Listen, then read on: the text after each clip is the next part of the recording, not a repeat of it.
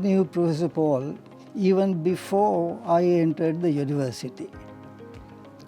How it happened was that the University of Ceylon, in the Faculty of Engineering, there were no laboratories at Thurston Road or Reed Avenue, and students and staff, they had to come to the Ceylon Technical College, Maradana, where the labs were, to conduct the lab work for the students. So every afternoon, the students and staff from the Faculty of Engineering, they come to the Ceylon Technical College laboratories to undertake their lab work.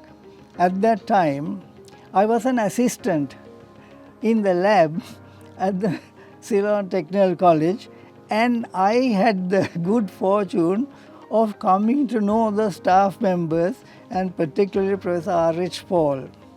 Those days, when you say a professor from the university, it was like a demigod, you see, and it was a big thing to be associated or be near him. So it was my pleasure and privilege to have been assisting Professor Paul to sort out the equipment required for the practical work. So I will go and bring the meters, the various things, and help him, hoping to develop some kind of acquaintance or relationship with this great man. And then I entered the university, and it was my pleasure to be associated with Professor Paul, who was the head of the electrical engineering department in the University of Ceylon. His ways of doing things, his teaching, I was enamored. I took a great liking.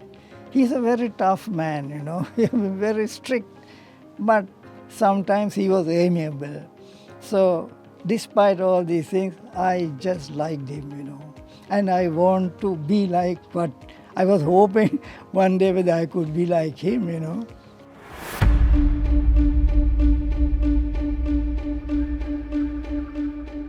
Well, many thought that engineering should be done in a cosmopolitan area in the city where the industries are, but at a higher level, a decision had been taken to shift the entire university to Peradeniya. There was only one university.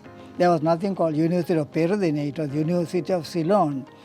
And the decision had been made at very high level to move the Faculty of Engineering as well to Peradeniya.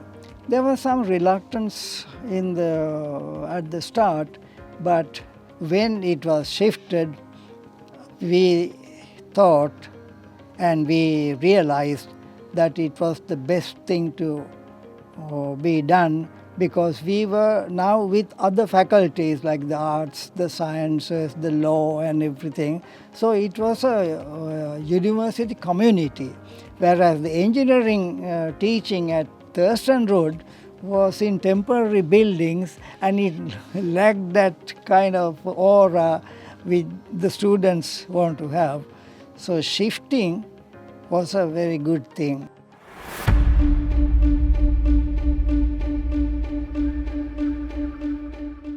And it is during that time that I came to know about Professor R.H. Paul and his life and times when he was young, and how he came up in life. He told me that he won the Ceylon government scholarship to Cambridge University, and he went there, did a degree in engineering. You know that degree in engineering at Cambridge was called B.A. Cantab, not engineering, B.A. Cantab, and no engineering, mechanical science tripos. So he got the B.A. Cantab.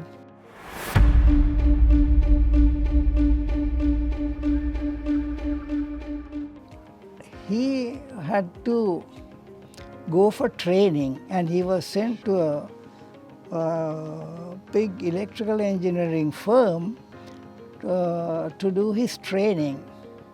He told me a story that the first day he attended the training, the bosses gave him a wheelbarrow and asked him to shift some foundry sand from one place to the other. He said, I'm a Cambridge Wrangler.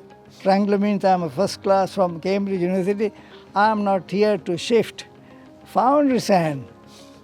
And he refused to do it.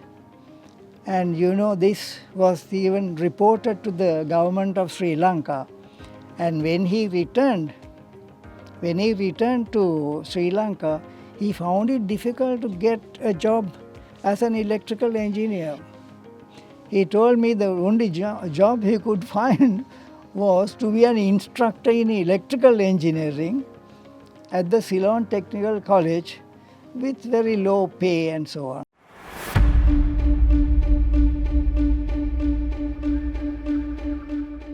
I must say, he was a very intelligent person, One thing is to get a first class in Cambridge University.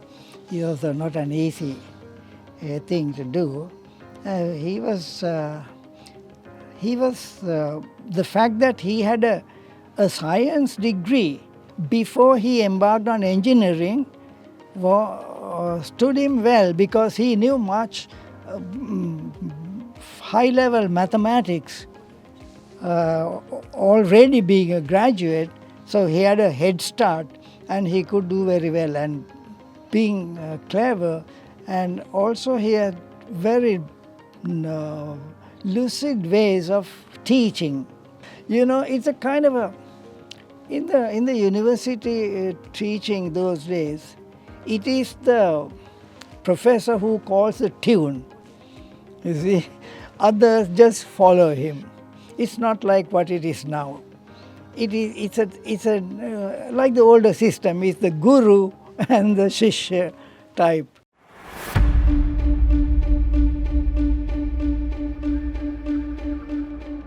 Oh my goodness. I was kind of devastated by the news. He was more than a teacher to me. I felt that I had lost my elderly parent, and that was the kind of feeling. I tried very hard to be like Professor Paul.